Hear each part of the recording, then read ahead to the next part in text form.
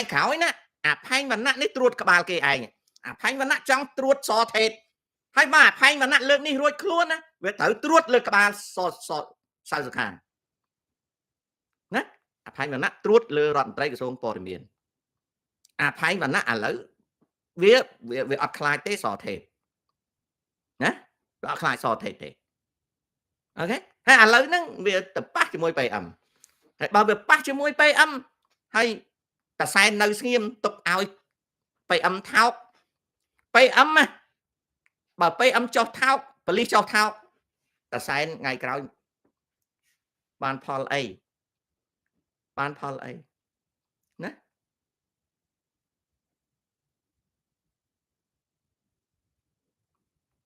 ban Paul A bà bay âm cho thao và lý cho thao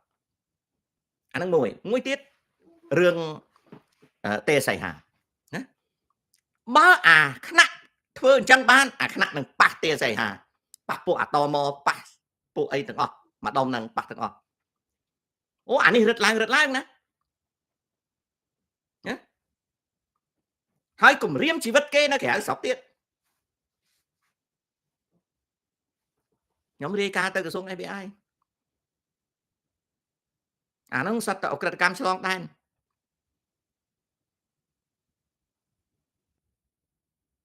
គេត្រូវការពារខ្លួនត្រូវប្រាប់សមត្ថកិច្ចឲ្យដឹងណាដូច្នេះហើយអាហ្នឹងស្ដេចតាសែននេះគាត់គិតស្ដេចតាសែនគាត់គិតបើសិនគាត់គិតថាកូនពៅក្នុងសម័យ2ធ្នូសៅសុខានេះកូនពៅណាអូខេសៅសុខាគាត់ជាកូនពៅ2ធ្នូពីដើមគាត់ឆុងតែហើយប្រើគាត់ហើយឲ្យគាត់កាំងនៅក្នុងសៅសុខាគាត់ចង់ធ្វើអគ្គសេនាធិការតាំងពីសម័យមុនវងពិសេសឡើងម្លេះតែឡើងអត់រួចដោយសារតែសែនគាត់សម្រេចដាក់អ្នកនេះអ្នកនោះឥឡូវនេះអាទីអគ្គសេនាធិការវាបោះមនិតអគ្គសេនាធិការសប្ងៃហ្នឹងតាចូលនិវត្តន៍មនិតទៅឡើងអគ្គសេនាធិការអញ្ចឹងសៅសុខាវាអត់ហើយបើឲ្យអាផាញ់វណ្ណៈនេះទៅប៉ះពាល់ PM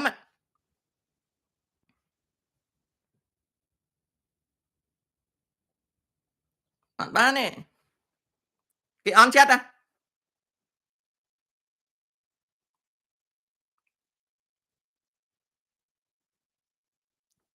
អាហ្នឹងខ្ញុំនិយាយលេងទេតែសែននេះវគ្គទី1ខ្ញុំសុំអំបរគាត់ថាឲ្យលុបកថាចោលទៅណា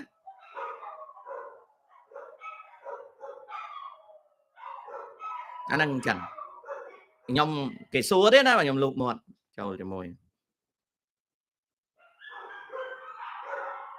ដូចខ្ញុំដូចអីយកខ្ញុំទៅប្រៀបជាមួយនឹងអាខណ្ឌសវណ្ណនេះអត់បានទេសុំទោសចុះអញចូលសាលាវើយអញមិនមែនពេលទេអញមិនមែនចូលអញមិនមែនមនុស្សពេលអញអត់មានទៅនៅជាមួយពួកអាអស់ហ្នឹងទេឲ្យអញអត់ធ្មត់ឲ្យអាពេលហ្នឹងរត់រឿងអញមិនព្រមទេណាខុសសាលាគ្នាបើរាប់អានប៉ុន្តែមិនមែនឲ្យទៅជ្រកក្រោមពួកអាពេលហ្នឹងទេអត់មានជាមួយទេកុំច្រឡំ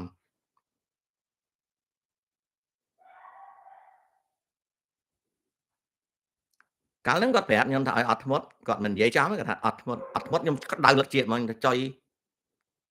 អញស្មានតែគាត់ចេះគិតបើមិនដឹងទេសួរអញថាម៉េចគេរករឿងអញអាសវណ្ណវារករឿងដោយសារវាបបួលខ្ញុំឲ្យសុំនេះសុំនោះពីតាសែនខ្ញុំមិនសុំខ្ញុំមិនត្រូវការសុំអីទាំងអស់ណាហើយវាទៅអំណះអំណាងថាវានឹងអ្នកនាំខ្ញុំជួបហ៊ុនសែនអីដូចមកឆ្កែមុខអាណានាំខ្ញុំជួបហ៊ុនសែនណាហ៊ុនសែនចង់ជួបខ្ញុំអញ្ចឹងអាបណ្ដាញហ៊ុនសែនវាតាក់ទងរបស់ខ្ញុំមិនមែនខ្ញុំទៅរកហ៊ុនសែនទេណាហើយមកអះអាងអីមានសគុណលើខ្ញុំអី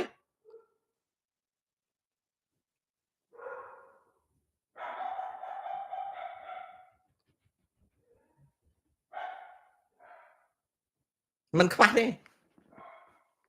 អាអ្នកសុំធ្វើបងធរបងធរឲ្យជាចង់ភ្ជាប់ទៅសម្ដេចអីចាំបាច់ភ្ជាប់អី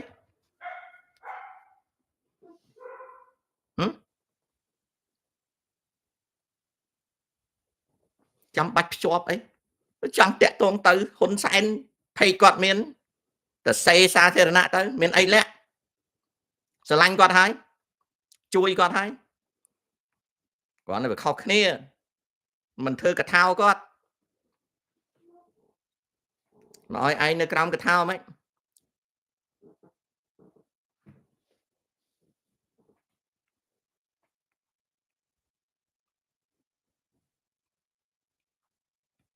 អញ្ចឹងរឿងសៅសុខារឿង PM នេះណាពួក PM នឹងបើសៅសុខាចេញមកនិយាយអញ្ចឹងហើយមិនដោះស្រាយទៅតាមនឹងទេអាថ្នាក់ឡើងចាងអាថ្នាក់វាទៅជាមេឆ្លូបនៅកម្ពុជាហើយរដ្ឋាភិបាលហ៊ុនម៉ាណែតធ្វើការកើតទេប្រទេសមួយបើចង់ឲ្យវាមានរចនាសម្ព័ន្ធត្រឹមត្រូវណាអត់យកពួកពេលមកធ្វើអញ្ចឹងទេក្រសួងព័ត៌មានមានអានេះឲ្យពេលឡើងចាងអត់បានទេខ្ញុំរីកខ្លួនហើយខ្ញុំរីកខ្លួនហើយណាខ្ញុំរីកខ្លួនហើយក្រសួងមានអង្គភាពព័ត៌មានយុរដ្ឋមន្ត្រីមានអ្នកនាំពាក្យរដ្ឋាភិបាលមានក្រសួងព័ត៌មានអត់មានឲ្យអាមនុស្សពេលហ្នឹងមកអញ្ចឹងទេបងប្អូនឃើញទេសប្តាហ៍ថ្ងៃណាអាគណៈនិយាយមួយនិយាយឈ្មោះខ្ញុំតែម្ដងឯងប៉ុន្តែបងប្អូនឮសូវខ្ញុំនិយាយពីឈ្មោះអាគណៈច្រើនដងទេណាពីព្រោះខ្ញុំចង់ឲ្យលោកហ៊ុនសែនលើថាឲ្យតែប្រើពួកអាពេលហ្នឹងគឺវាបំផ្លាញរដ្ឋាភិបាលហ៊ុនម៉ាណែតខ្ញុំនិយាយឲ្យលឺអញ្ចឹងដើម្បីឲ្យគាត់ដោះស្រាយទៅវាជួយឲ្យហ៊ុនម៉ាណែតធ្វើកិច្ចការបានយើងមានក្រសួងការបរទេសមានអីអស់ហើយណាគេមាននគរបាលមានប៉ូលីសអស់ហើយគេអត់ត្រូវការពួកអាពេលអស់ហ្នឹងមកចេះដឹងលើគេទេណាពួកអាពេលអស់ហ្នឹងបំផ្លាញសង្គមធ្វើឲ្យសង្គមយល់ឃើញថាស្រុកអត់មានច្បាប់មានទម្លាប់ធ្វើឲ្យដឹងថាស្រុកហ្នឹងគ្មានសមត្ថកិច្ចបើហ៊ុនសែនប្រើអាហ្នឹងឲ្យធ្វើអញ្ចឹងគួរណាស់តែងតាំងអាហ្នឹងឲ្យធ្វើជាមេ PM ផងមេប៉ូលីសផងឲ្យធ្វើមេធំជាងគេទៅមិនឲ្យវាដើរគក់គេអញ្ចឹងទេបងប្អូនខ្ញុំស្គាល់ខ្សែអាគណៈតាំងពីអាគណៈនៅជ្រកជាមួយយេប៉ុនអាគណៈពីដើមនៅជាមួយយេប៉ុនពួកខ្សែយេប៉ុនពួកកំពង់ស្ពឺពួកអីហ្នឹងនៅជាមួយគ្នា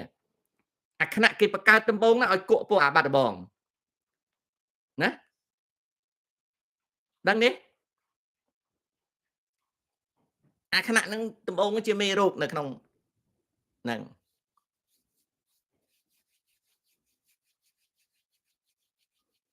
ខ្សែវាខ្សែគក់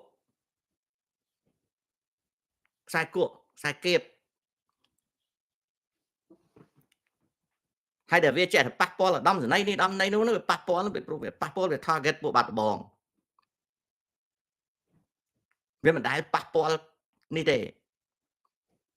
វាប៉ះពាល់ពួកបាត់ដំបងហើយមិនបានប៉ះពាល់ពួកបាត់ដំបងពីព្រោះវាប៉ះពាល់ពួកតាខេងវាមិនដែលប៉ះពាល់អ្នកណាទេបាទអាគណៈហ្នឹងវាជាអ្នកមានបនជិះសេះសជួយរកយុត្តិធម៌ឲ្យខ្មែរវានិយាយអារឿងធំធំឲ្យខ្ញុំមិនចង់បញ្ចេញឈ្មោះទេប៉ុន្តែវាអត់ទេដូចអារឿងផ្លូវអន្ទង់អាំង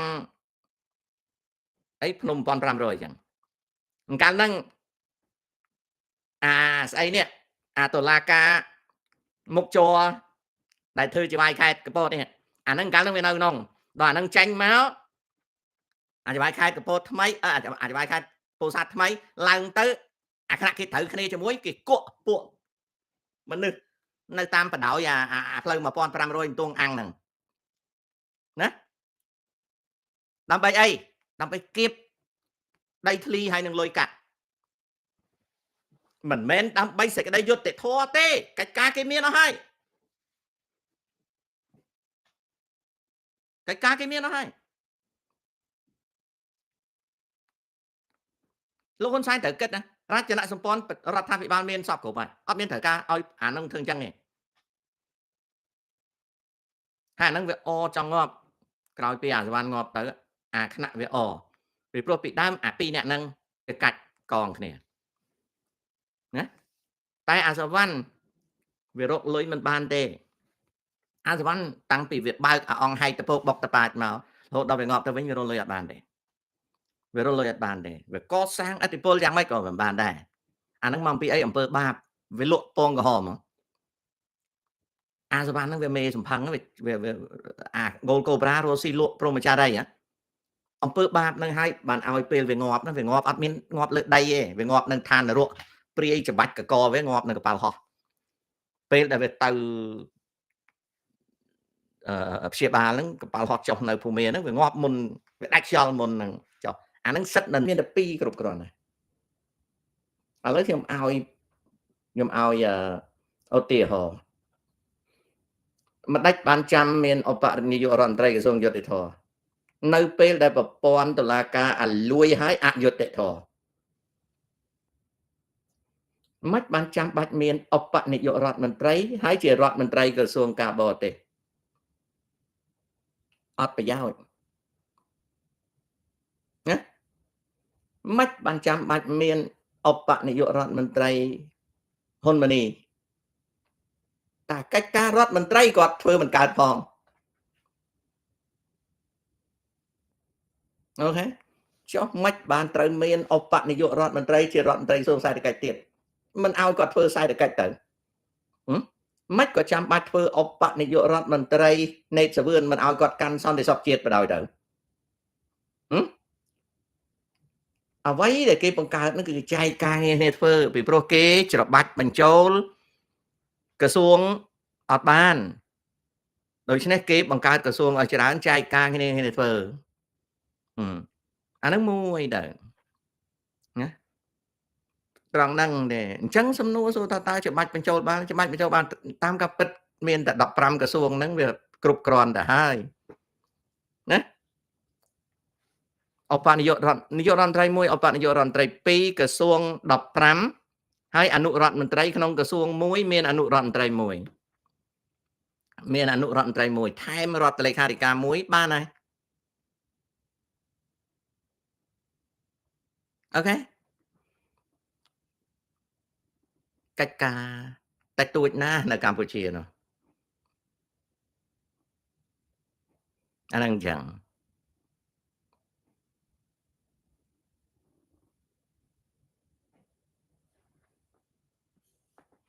កឹមវុធីឃើញអ្នករៀនបានសញ្ញាបត្រធំមួយចំនួនជឿជាក់លោកខឹមវាសនាទឹកលិចលោកអូស្រេចតែគេទៅសញ្ញាបត្រធំប៉ុន្តែគេអត់មានប្រាជ្ញាអាហ្នឹងធម្មតាណាធីហេតុអ្វីថ្នាក់ដឹកនាំយើងមិនគិតគូរជីវភាពកងទ័ពយើងអីចឹង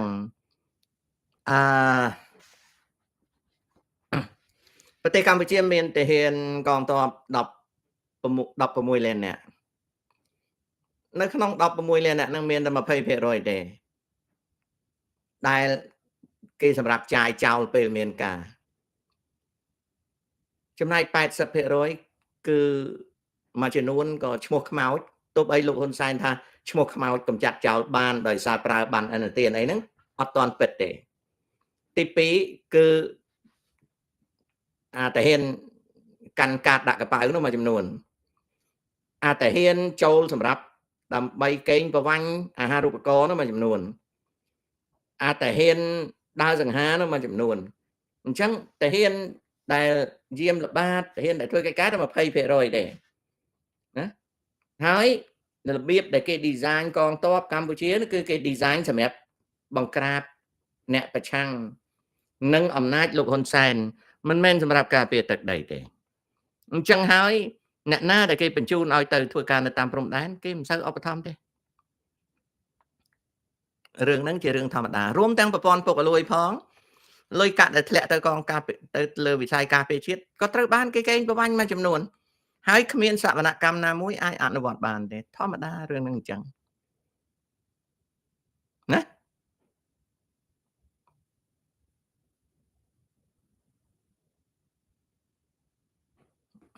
ច័ន្ទដាគុណខ្ញុំនិយាយហើយណារឿងហ្នឹងកូន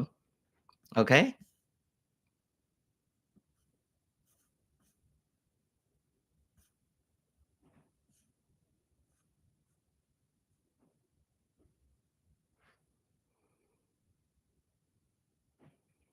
រដ្ឋាជនពិការ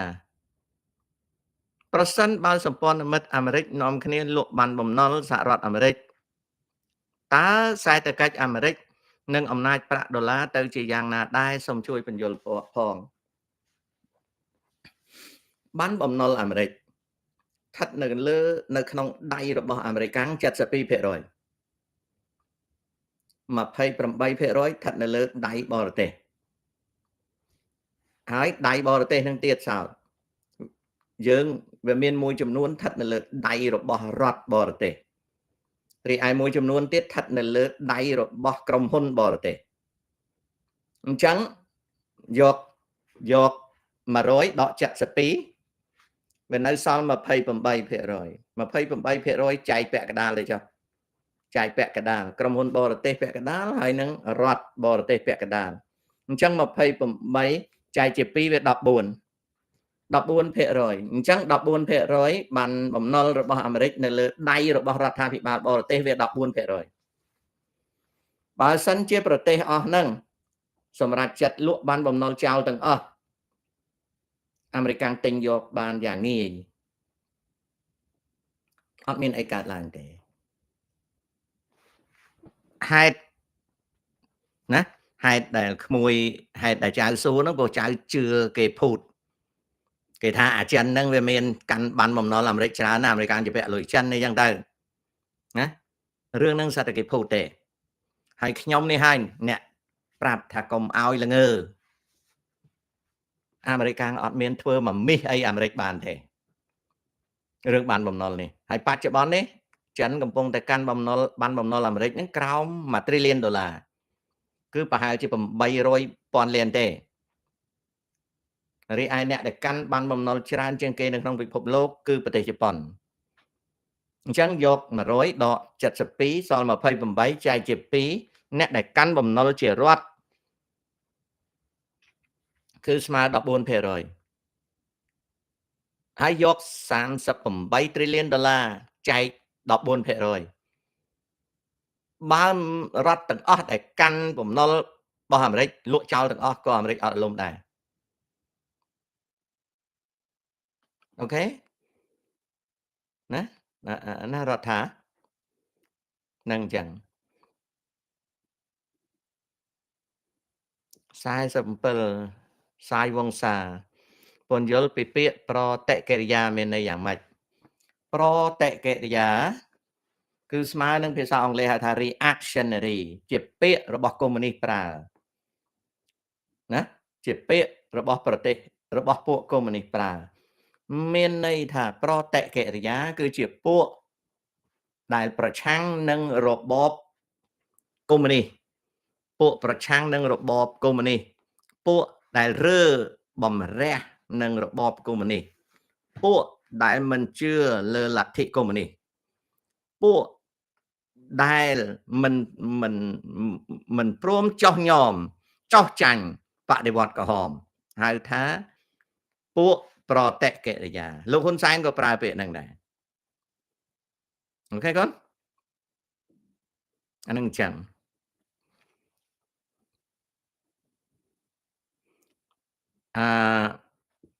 វៀងវ៉ាន់ទិញម្ដេចម្ចាស់ស្រុកគិតដូច្នេះវៀតណាមប្រឹងទាំងយប់ទាំងថ្ងៃទម្រាំបានបាយហូបបាទលោកគ្រូស្គាល់តាទឹកងុយស្ដាច់នំដូណាត់ទេស្គាល់តែឥឡូវអាចដូណាត់ហើយទឹកងុយគាត់ទៅជាអាចដូណាត់ពីដើមគាត់ស្ដាច់ដូណាត់តែឥឡូវគាត់ទៅជាអាចដូណាត់ដោយសារគាត់ឆ្លក់វែងស្រុកខ្មែរគាត់ទៅរកស៊ីយូរទៅគាត់នៅសល់តែខោក្នុងទេត្រឡប់មកវិញចាស់ហើយតើងុយអូខេពីដើមស្ដាច់ដូណាត់តែឥឡូវទៅជាអាចដូណាត់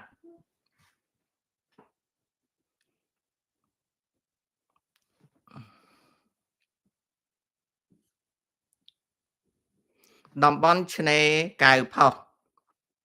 ស្ទឹងហាវ គេកំពុងធ្វើសម្រង់ប្រជាពលរដ្ឋចាប់ពីថ្ងៃ25ដល់30វិច្ឆិកា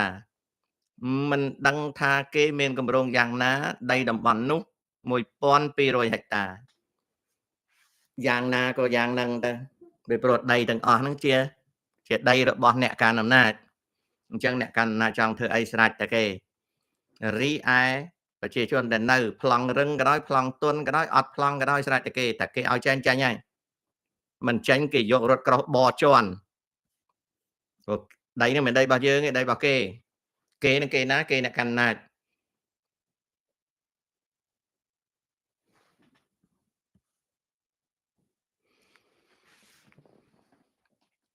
ត្រេជី